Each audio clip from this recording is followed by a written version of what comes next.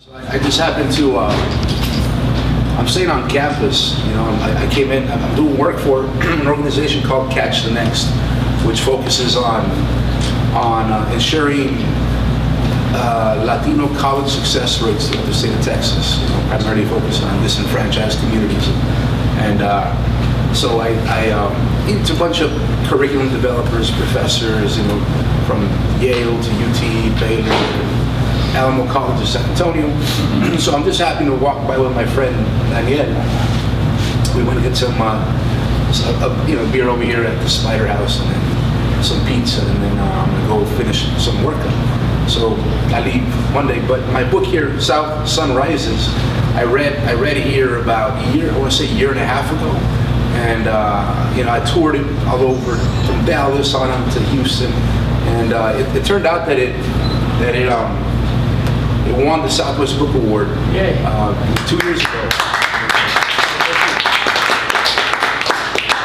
So, I've been writing that as far as I can take it, you know, and it's taken me pretty far, and I've had a great time doing that.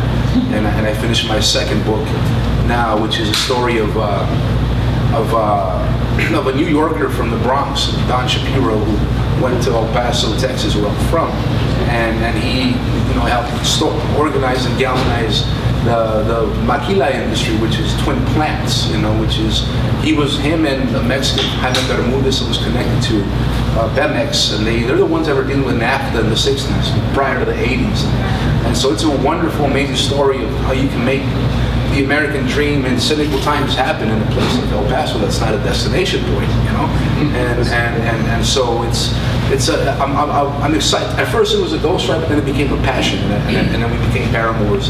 A 90-year-old man that's still very sharp, and it turns out his younger brother is George Shapiro, who produced Seinfeld, and his uncle is Carl Reiner, and so he comes from this certain, elite Hollywood, but he's very effacious about it. He doesn't mention it and talk about it until the book. Now that we're doing that, so the stories of my mom raising 4 kids up in the borderland of El Paso, Texas, and Juarez, Mexico, and single parent. My father was killed in a car accident in Juarez, so she raised 4 kids on her own, 3rd grade education, and it was a paradox. It was both the best of times and the worst of times, in terms of happening at the same time. So that's what the book is about. It's bilingual. 1 page is in English, 1 page is in Spanish. So I'll start off with the first poem. How much time do you give for, how much, so I can just kind of mentally gauge it? Between 5 and 7 minutes. Okay, cool. India. Underwater currents in dirt churn water. The Rio Grande frolicking energy into the sides of Mother Earth, sculpting the landscape, North America's sacred vessel of opportunity, of tragedy, the heartbeat history of America. In 1977, the river raged, developing its myth, tempering its torrents long enough for those who dared to cross to discover their courage in the crossing, or find death stamping its turbulent signature onto the spirit of the Rio Grande. The river spreads and grabs the dirt. It digs through the broken terrain, realigns the creosote, causing the nopal to turn and bake in the Chihuahua desert, bathed in the dry peach orange sunset carving El Paso and Juarez.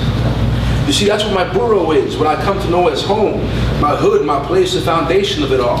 And through my mom's wound, I hear her thoughts, her prayers, the desperation that Mexico is not going to provide her with the opportunity to fulfill her desires and dreams.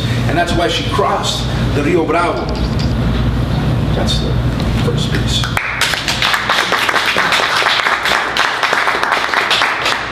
So I'll illustrate to you from one short poem, the translation component of it with Spanish and English. I'll start off with Spanish, and then I'll go to the English. It's called Lengua Sagrada. El voz, aliento, oración, meditación, invita a las bendiciones, la providencia del amor.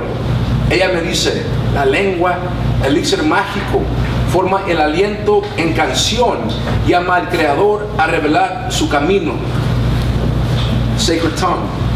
The voice breath, the prayer meditation, invites blessings of providence of love.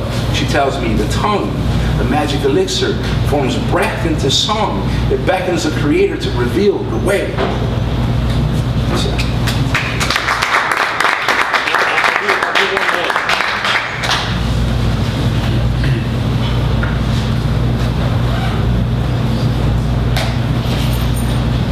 is cool to just walk in here and they actually have my book here.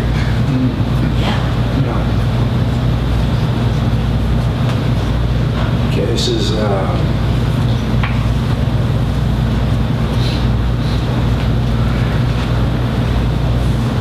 I'm gonna go. I don't want to read this one, but I'm gonna read this one too. This is sort of the one that I present to universities, and the students seem to really resonate with it. It's called the Coyote. The desert willow weeps for my mother. The tears converge into a timeless sweat as a $2,000 coyote guides her across the relentless desert. He looks back at her to see how she's doing, how she's holding up. Sure. The sun has no mercy as it pulls in north through the ether of songs of their ancestors' souls, leaving benchmarks in the Chihuahua desert. The sand prickly pear plant bites at my mom's toes. Through her head, through her threaded sandals, blood trickles out. She tastes the blood from her thumb. No salt, no acid, no disease, nothing but desert heat. Manuel points to the purple Apache plum. Look how beautiful it is. It almost doesn't need water. The plant maintains its beauty with very little water. Mother breathes it in, trying to inhale the spirit. They continue traveling north. My mom points out 2 rattlesnakes making love between honey mesquite's bright green feathered deciduous leaves. Their rattles rejoicing in the dance. We can do the same, Yolanda. My mom laughs at his slight impatience as they continue north. The New Mexico century plant releases its aroma and invited needed rest. They sleep underneath the baking afternoon sun, blanketed from the stars. Coyotes and desert dogs bark in unison, waking them from their short sleep.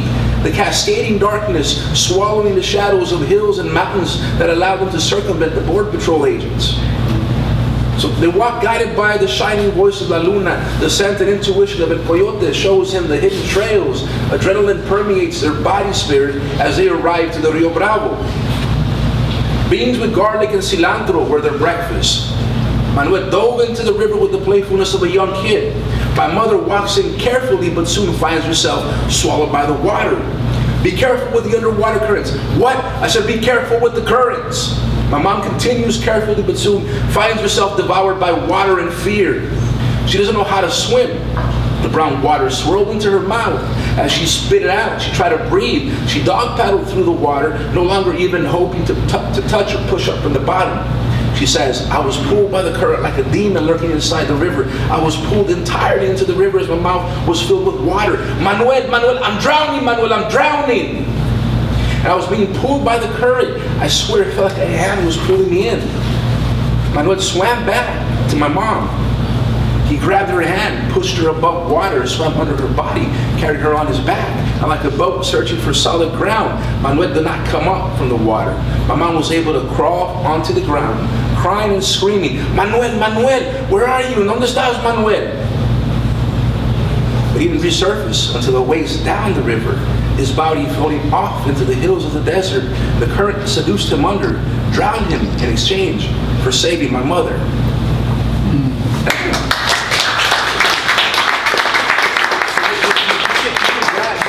This book here, it's here, there's 2 copies, and hopefully it inspires Malvern to order more, you know?